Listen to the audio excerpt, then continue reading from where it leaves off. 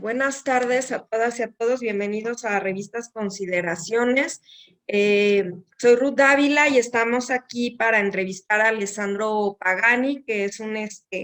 investigador, es especialista en temas de geopolítica, historiador y bueno, está haciendo sus estudios de doctorado en teoría crítica. Y le invitamos esta tarde para platicar sobre el tema de las manifestaciones de Frena. Están ahorita haciendo un campamento en el Zócalo. Entonces, bueno, nos gustaría, Alessandro se especializa también en temas sobre fascismo, derecha. Justo hoy estaba viendo, Alessandro, una gran manifestación antifascista en Grecia. Entonces, bueno, vemos que el crecimiento de los grupos de ultraderecha, de los movimientos fascistas, está creciendo en el mundo.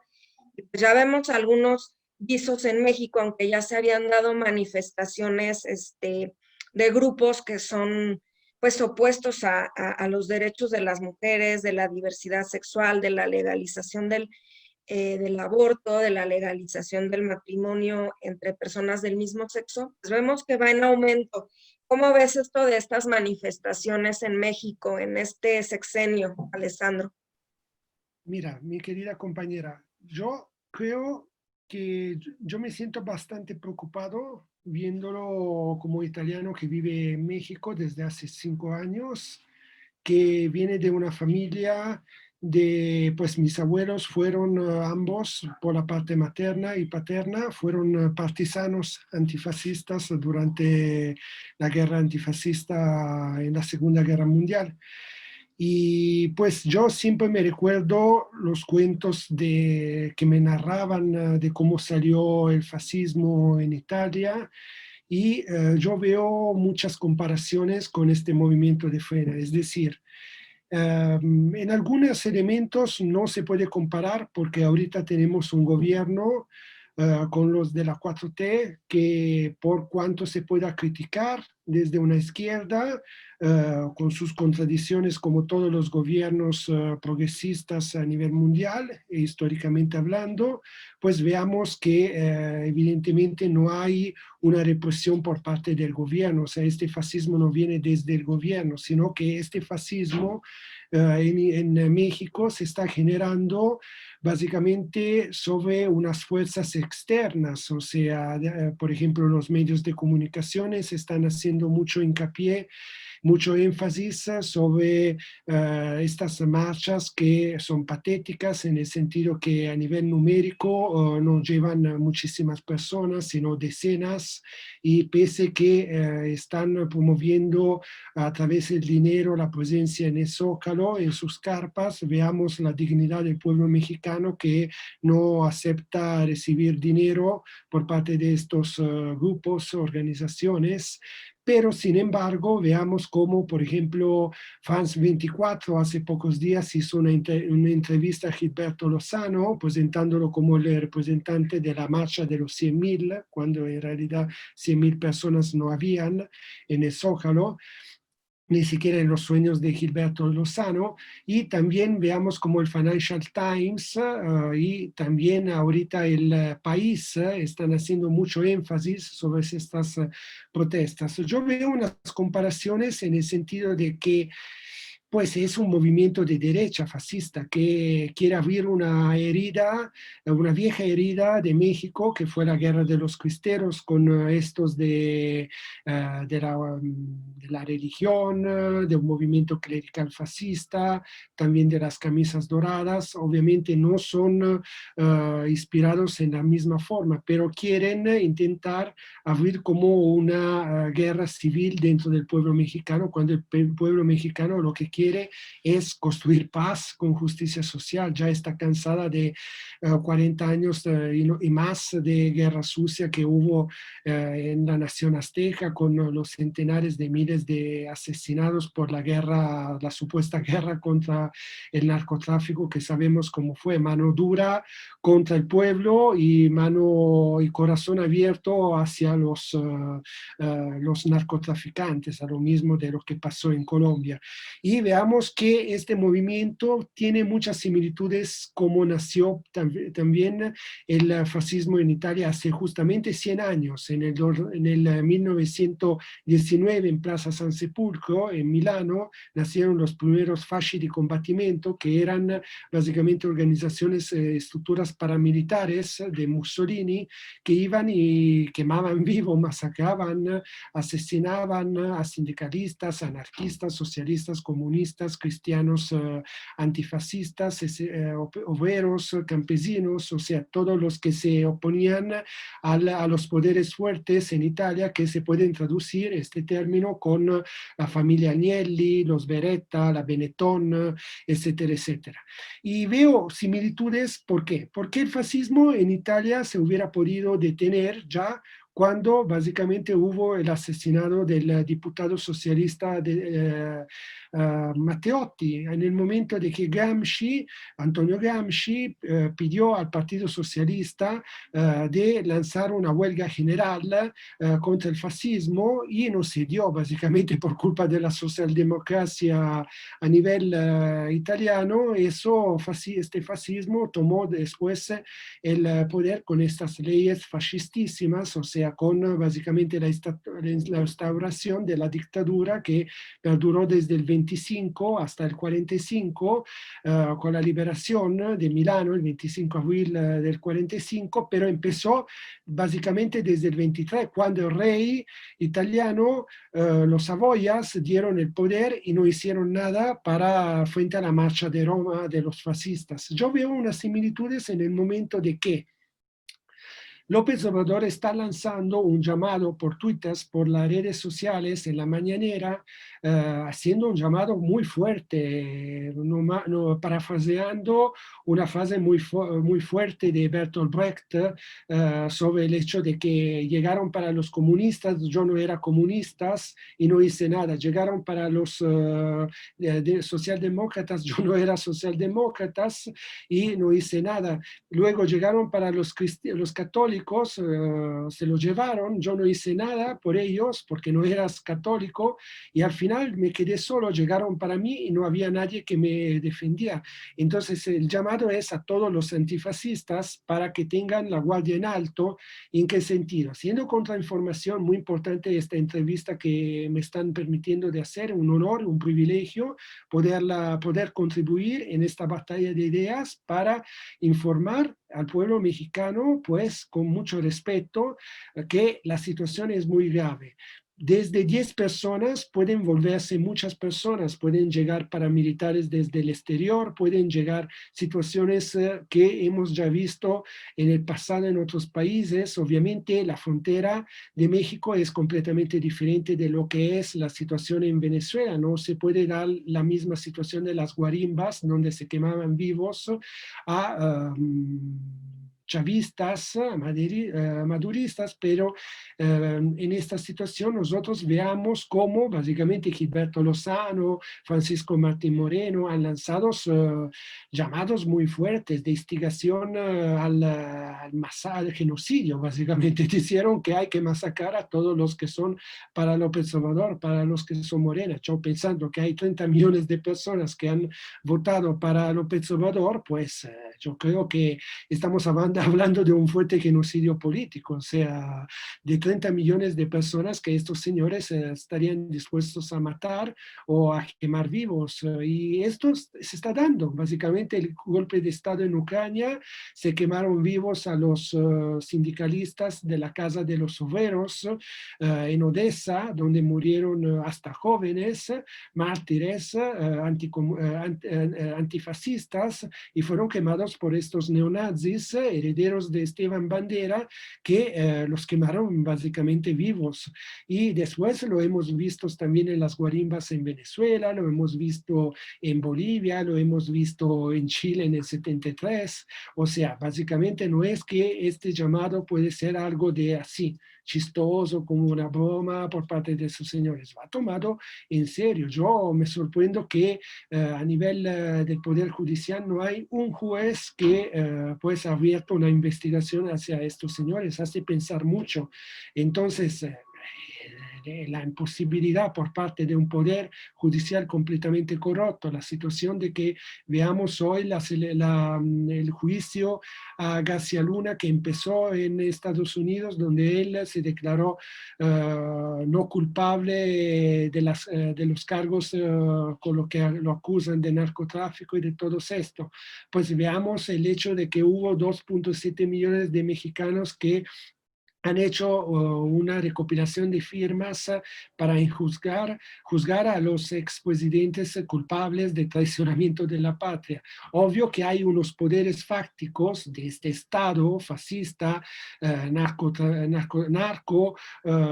que fue básicamente la vanguardia de fuego de toda una guerra sucia, no solo en México contra los movimientos populares y de resistencia, sino también en Centroamérica, hace pensar que estas estructuras no quieren dejar el poder al pueblo, obviamente, y están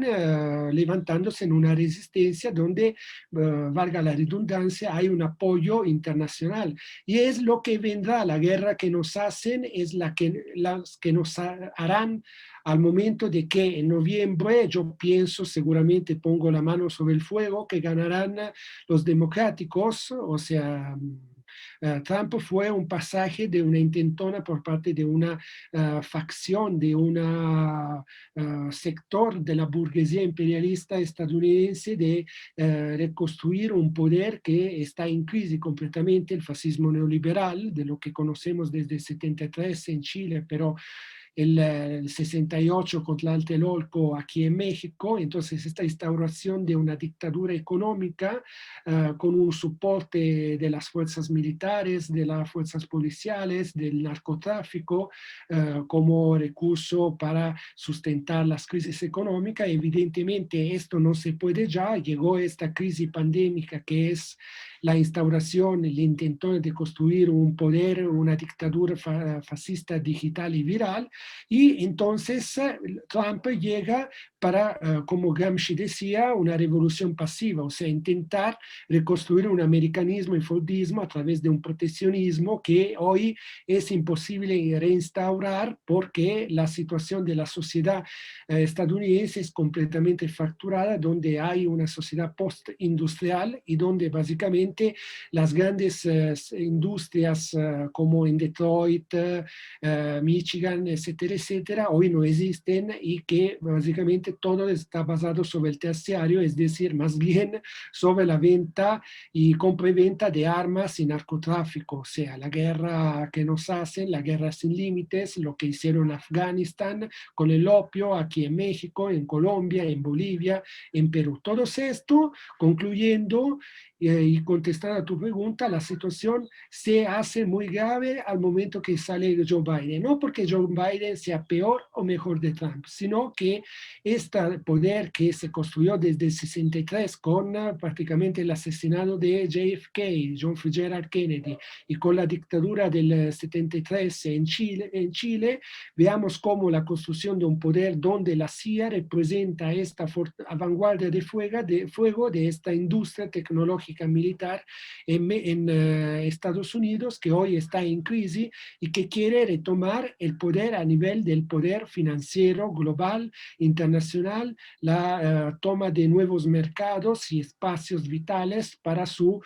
máquina de guerra y para la venta de sus armas, etcétera, etcétera. Esta es la situación. Sale Biden, veamos todos los medios de comunicación que están detrás de los democráticos y de esta globalización y de este neofascismo neoliberal, el Financial Times, el New York Times, el País. No me sorprendería si en las próximas semanas y meses también la República, el Corriere della Sera en Italia. Sin embargo, es una situación muy grave porque quieren hablar a esa opinión pública internacional, la misma que dio la mano libre para las agresiones en Yugoslavia, en la antigua Yugoslavia, contra Libia, contra Irak, contra contra Siria, y entonces no es que México, porque está en la frontera con Estados Unidos o porque ha firmado un TEMEC, veamos, esta situación puede pasar de la mano y caer en una situación de guerra sin límites como lo hemos conocido en otros países. Obviamente todo esto depende de cómo es la reacción del pueblo mexicano, un pueblo que respeta su constitución, pacífico, democrático, y que tiene que tener en alto la guardia en defensa de su presidente, no porque López Obrador sea no plus ultras de lo mejor que pueda existir, ¿no? Tenemos un culto de la personalidad hacia López Obrador, pero viendo cómo es la situación internacional y la situación interna, yo me atrevo a decir que hoy día López Obrador es el mejor presidente que hay a nivel mundial, hasta más de Putin y de Xi Jinping, simplemente porque Xi Jinping es presidente de una república popular donde hay también un partido comunista chino que respalda toda una política, y que hoy China representa una potencia a nivel económico y que controla el PIB, el Producto Interno, la deuda interna de Estados Unidos, y la amenaza en este sentido. Así que la potencia de China es bajo todos los ojos del mundo. Y pues Rusia, ¿qué tengo que decir? Pues tiene la tríade nuclear y obviamente puede hablar fuerte con Estados Unidos. Hoy no es la cuestión de hablar fuerte como López Obrador, sino entender la situación de que heredó López Obrador, un país que era completamente alineado a la Roma americana, como José Martí definía Estados Unidos, y básicamente lo que está haciendo es enfrentar toda este poder financiero a nivel internacional. Puso freno, por ejemplo, a las multinacionales españolas, que obviamente son las mismas que financian el país. No es casualidad que hoy el país ataque a López Obrador. Hay intereses muy fuertes detrás de todo esto. Eso es lo que pensaba, compañera. Sí, gracias, Alessandro. Bueno, vemos que aún como se menciona, pues hay poca gente todavía en el campamento, no juntaron los 100,000 que supuestamente iban a reunir el fin de semana pasado, pero vemos que hay dinero detrás de, carretadas de dinero detrás de estas manifestaciones, hay empresarios haciendo ahí como un doble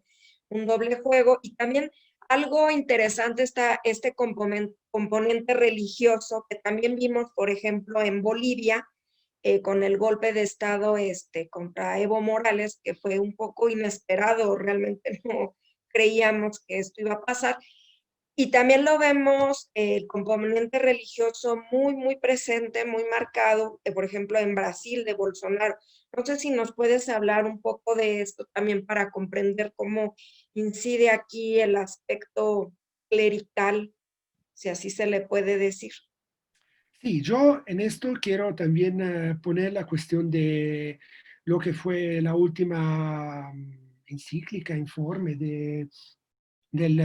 Papa, del Vaticano, de la Santa Sede, esto de Fratelli Tutti, hermanos todos. Pues a mí me parece como ver el juego del policía bueno y del policía malo. O sea, básicamente, o sea, la cuestión no es, y me sorprende mucho que haya intelectuales en México que están entusiastas, parece que tienen hasta como un orgasmo mental pensando que el Papa es lo que hoy día hay que apoyar porque básicamente es un buen papa. No existen buen papas. O sea, cuando hubo un papa que quería en su momento atacar los intereses del banco de la Santa Sede, pues lo mataron. O sea, el poder de la Iglesia Católica, de la Santa Sede, como Estado, es un poder económico que se hace sentir a nivel mundial. Así que yo creo que es difícil poder pensar a una iglesia reformada, porque básicamente no hubo ni siquiera una reforma, hubo contrarreforma, y siguen así en la misma forma, o sea, la misma estructura. Obvio que la iglesia está en un contexto de crisis muy fuerte, hasta dentro de los mismos creyentes, y entonces ponen para América Latina un papa argentino, sudamericano, justamente para confundir y para quitar ese poder también a los gobiernos progresistas como Evo Morales, como cuando había Chávez, ahorita con Maduro, etcétera, etcétera. También con México, porque, o sea, López Obrador siempre se presenta como cristiano, o sea, destacando una cristianidad antigua del Jesús que sacó a fuerza con la violencia a los ladrones del templo, a los mercaderes del templo, pero sin embargo también veamos el policía malo, que son estos personajes clericalfascistas, como tú definías justamente, es como Bolsonaro, como esta Áñez y también estos de Frena, pero detrás de ellos están las mismas estructuras que han llevado el fascismo en América, en el continente americano, y que sobre todo en la fase del 45, terminada la Segunda Guerra Mundial, pues la Iglesia Católica, sobre todo las iglesias en el territorio de la península italiana, se volvieron como espacios, centros para poder refugiar a ex jerarcas nazis, a ex jerarcas fascistas, para después trasladarlos en el continente americano. No es casualidad que hace más de unos 2 años más o menos en Bolivia hubo una intentona de golpe de Estado por parte de un grupo, un comando paramilitar conformado por ustashas croatas que fueron trasladados también en su momento desde Italia, desde Croacia hacia Italia, desde Italia hacia Sudamérica. Disculpa. Y también veamos cómo básicamente hubo momentos donde la misma Cuba socialista, Venezuela bolivariana, empujaron, ¿no? Sugirieron al gobierno de Evo Morales de tomar en cuenta la situación muy grave que había de una intentona de golpe de Estado y de hacer una reforma, una reestructuración en sentido leninista de las Fuerzas Armadas y policiales. Pero evidentemente Evo Morales nunca quiso hacerlo, sino hace justamente un mes antes del golpe de Estado, y ahí llegó este golpe de Estado que más que era prevedible, porque claramente la estructura militar era la misma que había anteriormente. Y en Brasil veamos una situación diferente, hubo un golpe de Estado de baja intensidad institucional a través del Poder Judicial que atacó completamente al presidente Lula y después a la Rousseff,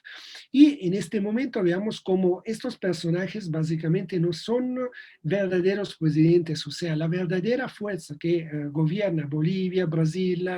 pues son esas fuerzas que hoy están utilizando los medios de comunicaciones para empezar esta guerra mediática contra el gobierno de López Obrador. Alessandro, y el papel, vemos ahorita pues está todos estos conflictos por la dirigencia de Morena y tal, entonces la pregunta sería, ¿qué papel debe tener o tendría que tener la izquierda para frenar estas movilizaciones que estamos viendo de grupos como Frena? Sí, efectivamente la situación de Morena es muy trágica. O sea, pues ya como nació, o sea, es un movimiento, no es una fuerza política. Y básicamente yo no pienso que López Obrador quisiera y nunca ha querido construir una organización política, sino un movimiento que hubiera podido ganar las elecciones. Y veamos que básicamente Morena es muy fuerte y tiene una grande capacidad organizativa por lo que representa básicamente también esta recopilación de firmas o, por ejemplo, las elecciones que vendrán también en el 2021. Sin embargo, la situación interna es muy confusa porque hay intelectuales, cuadros que prospectan como un partido de cuadros con funciones de masa dentro de las luchas, otros que dicen que simplemente debería ser un movimiento político que apoya ya las luchas que existen. Sin embargo, la situación es que en realidad está en una situación de crisis total y veo muy difícil que se pueda construir un partido político con una función organizativa muy fuerte. Y por ende, pienso que lo que tiene que catalizar la izquierda es estos recopilación de votos, estos 2.7 millones de personas que han votado para juzgar a los expresidentes, representan una fuerza importante, básicamente una construcción de un partido real que se mueve en la nación azteca y que ve ya una ruptura con estos regionalismos, estos provincialismos que hacían pensar, por ejemplo, a uno del norte, yo porque tengo que ser empático con una lucha de un pueblo del sur de México o viceversa, sino que ahorita nosotros veamos cómo todos los que han votado, por ejemplo, han recopilado estas firmas, pues son mexicanos y mexicanas que viven en todo el país y que entonces tienen una empatía hacia el próximo, y entonces para una construcción de un México nuevo, con justicia social, y que me hace pensar también a una situación donde una izquierda muy criticona hoy debería entender en sentido dialéctico la importancia de entender que el movimiento real es esto. Entonces, siendo un discurso dialéctico, si la masa, el movimiento, la materia real son estos 2.7 millones de personas, pues el trabajo debería ser dentro de este movimiento, de esta materia, para que en el momento de las sucesivas rupturas, porque hubo ya muchas rupturas en el sentido progresista y de la construcción de nuevos paradigmas en estos últimos 2 años, que hacen pensar que, por ejemplo, hoy pues yo no pensaba hace 2 años que se hubiera podido recopilar 2.7 millones de firmas y juzgar a los expresidentes. Entonces fueron pasajes muy fuertes. También esos, repito, de del llamado antifascista de López Obrador, pues hace 2 años era impensable. Entonces hay bastantes rupturas que hacen pensar que en los próximos 4 años podría volverse una situación aún más con nuevos paradigmas hacia un México lindo y querido, y también una construcción de una justicia social que es lo que todos queremos, los que vivimos aquí en México, y esperamos con mucho gusto. Así, por ende, concluyendo la importancia de respaldar en una forma crítica cuando se tiene que criticar, y sobre todo no confundir lo que es Morena con López Obrador y sobre todo con el movimiento que se está construyendo hacia la 4T, que es completamente diferente. Y con esto yo no estoy condenando absolutamente Morena, pero yo pienso que están haciendo una nueva fuerza política dentro del mismo pueblo mexicano, y que tiene que ser el mexicano mismo a sentirse propias esta cuatro transformación. Y parafraseando lo que los cubanos decían, en cada cubano hay un comandante en jefe de la revolución, que era Fidel Castro. También aquí empezar a imaginarse que cada uno de nosotros somos la 4T, y que esta cuatro transformaciones tiene que empezar desde nuestro mismo, o sea, liberarnos y quitarnos el imperio de la cabeza, porque obviamente hubo toda una influencia en estos 40 años de neoliberalismo, como justamente define López Obrador, donde hay una tendencia muy fuerte dentro del pueblo mexicano, una tendencia que entonces, como dice el término, no existe en realidad, pero que evidentemente lo vives cuando tú sales en la calle y ves, por ejemplo, cómo básicamente la gente se endeuda hacia sí mismo para tener una camioneta, por ejemplo, de 1 millón de pesos, cuando básicamente cuando terminarán de pagar esta camioneta, básicamente no valdrá ni siquiera un peso porque será completamente desvaluada. O sea, y pensar evidentemente en una forma diferente y ahí reapropiarnos de lo que es nuestra historia historia, nuestras tradiciones, nuestras culturas proletarias, populares, que en México obviamente tienen una civilización muy fuerte y que López Obrador en su último discurso en las Naciones Unidas por el 75º aniversario del nacimiento de las Naciones Unidas dijo: nosotros somos un pueblo, una nación con grandes civilizaciones. ¿Y esto qué significa? Civilizaciones no somos imperios, nosotros hemos luchado siempre contra el imperio, entonces retomar estas grandes civilizaciones como la mexica, la maya, las aztecas, entre muchas otras. ¿Para qué? Obviamente, para construir una resistencia azteca, maya, desde este bastión, esta esquina de la resistencia americana, que es México. México geográficamente está en la frontera entre imperio,